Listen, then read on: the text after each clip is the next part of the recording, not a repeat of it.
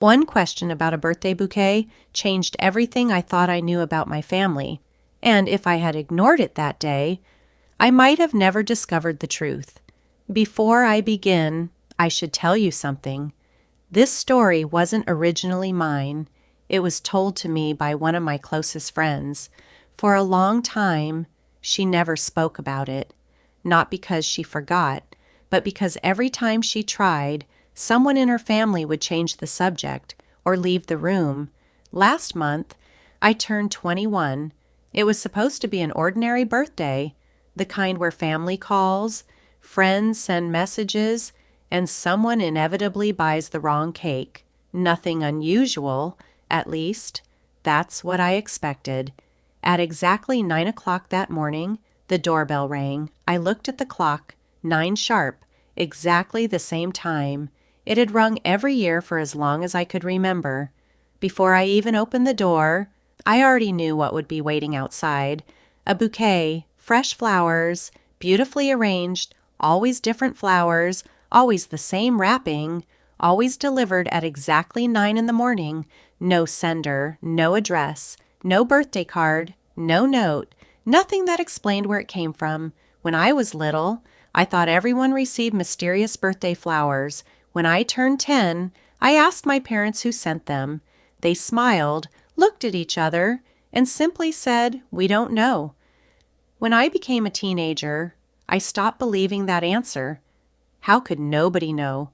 Someone paid for the flowers. Someone ordered them. Someone remembered my birthday every single year. And somehow, no one could tell me who. I even asked the delivery drivers. Every single birthday, every single year, their answers never changed. "We only deliver them. We don't know who ordered them." Some even said the order was placed through different florists, as if whoever sent them didn't want to be found. After 21 birthdays, I had almost given up wondering. The flowers had simply become part of my life, like birthday candles or family photographs, something that happened without explanation. But this year, something was different. As I lifted the bouquet from the doorstep, something small slipped between the flowers. I heard a tiny metallic sound. It landed on the wooden porch beside my foot. I bent down. It was a silver butterfly charm, delicate, old-fashioned. Its wings were covered with tiny engraved patterns that caught the morning sunlight. I had never seen it before. I'm certain of that, because if I'd seen something that beautiful, I would have remembered it. I searched through the bouquet. Nothing else. No note, no explanation, only the charm. The entire day, I couldn't stop looking at it. Something about it felt important, not expensive, not magical, just familiar, as though it belonged somewhere in my life, but I couldn't remember where. That evening, our family gathered for dinner, cake, candles, laughter. Everything felt perfectly normal until I took the charm from my pocket. "Grandma," I asked, "have you ever seen this before?" She reached for it. The moment it touched her hand, everything changed. She froze. The smile disappeared from her face. Her fingers tightened around the tiny butterfly. For several long seconds, she simply stared at it. Then her eyes began filling with tears. "What happened?" She blinked quickly, turned away, rubbed her eye. "Oh," she whispered, "something must have fallen into it." Then she placed the charm back into my hand. I don't know anything about it, but something inside me immediately knew that wasn't true. She hadn't looked confused. She'd looked frightened. That night, I couldn't sleep. Every time I closed my eyes, I saw Grandma staring at that butterfly, as if she'd recognized. The next morning, I decided to stop asking my family. If they wanted to keep their secrets, I would find my answers somewhere else. The first place I visited was the florist. The little flower shop had been in our town for longer than I'd been alive. If anyone knew something about the birthday bouquets, it had to be them. An elderly woman stood behind the counter arranging roses. She smiled. "Can I help you?" I placed one of the old bouquet ribbons on the counter. I've been receiving these every birthday since I was a baby. I was hoping you could tell me who sends them. She adjusted her glasses, looked at the ribbon, then disappeared into a back room. A few minutes later, she returned carrying an old record book. She slowly turned the pages. Year after year, there it was, one bouquet, same delivery date, same delivery time, every single birthday. So, I asked quietly, who paid for them? She frowned. Cash. Always cash. No names, no address, no receipt. The customer always asked us not to ask questions. My heart sank. Another dead end. Then, she looked at me strangely. You know, she whispered, I've always wondered something. What? She smiled sadly. Every year, whoever ordered your flowers always requested white lilies. But every year, someone changed the order at the last minute. What do you mean? She turned the book toward me. Beside every order, someone had crossed out white lilies and written wildflowers. Why would someone do that? I asked. She slowly shook her head. I never knew. But I always thought, whoever made that change must have loved you very much. I thanked her and left. But now I had another mystery. Someone ordered lilies. Someone else insisted on wildflowers. Why? That afternoon, I drove to the public library. If Emily had lived in our town, there had to be something about her. School records, newspapers, anything. The librarian couldn't have been older than 75. She searched the archives while I waited. Finally, she returned carrying a stack of old yearbooks. I spent nearly an hour turning pages. Then, I found her, Emily, senior class, 19 years old, captain of the debate team, volunteer at the Children's Hospital, winner of the town scholarship. She looked exactly like the girl in my photograph.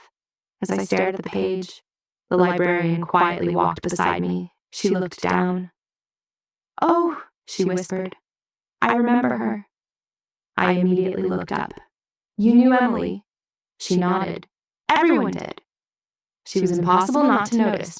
She had the brightest smile, and she absolutely adored babies. My stomach tightened. What do you mean? The librarian smiled. If someone walked into town carrying a baby, Emily would be the first person asking if she could hold them. She always said, one day I'll have a family of my own. For some reason, those words stayed with me.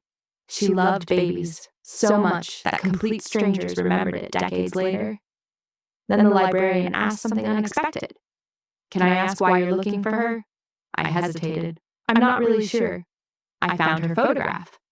My family won't talk about her. They act like saying her name hurts.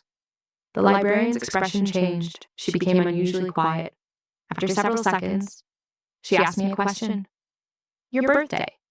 Is it August 14th? I froze. Yes. How did you know? She didn't answer. Instead, she looked directly into my eyes, then softly said something that made my heart stop. You have her smile. I stared at her. What? She smiled gently, Emily. You smile exactly like Emily. The drive home felt unreal. Her words echoed in my head over and over. You have her smile. You have her smile. You have her smile. That night, I took every photograph of my mother from the living room cabinet. There weren't many. She had died when I was born. Most of the photographs had been taken before I existed. Then I placed Emily's picture beside them. I compared their eyes, their smiles, the shape of their faces. The more I looked, the more one impossible thought refused to leave my mind. What if everyone had lied? Emily was actually my mother. Every clue seemed to point in the same direction. Nobody would speak about her. She loved babies. People said I looked like her. And somehow, her photograph had been hidden inside my family's attic. I didn't realize it then, but I had just made the same mistake that almost everyone who hears the story makes. I thought I was finally getting closer. In reality, I had just walked straight into the biggest lie of the entire mystery. Every photograph, every conversation, every clue seemed to point in the same direction. Emily, I kept telling myself it was impossible. My mother had died giving birth to me. That was the story I'd heard my entire life.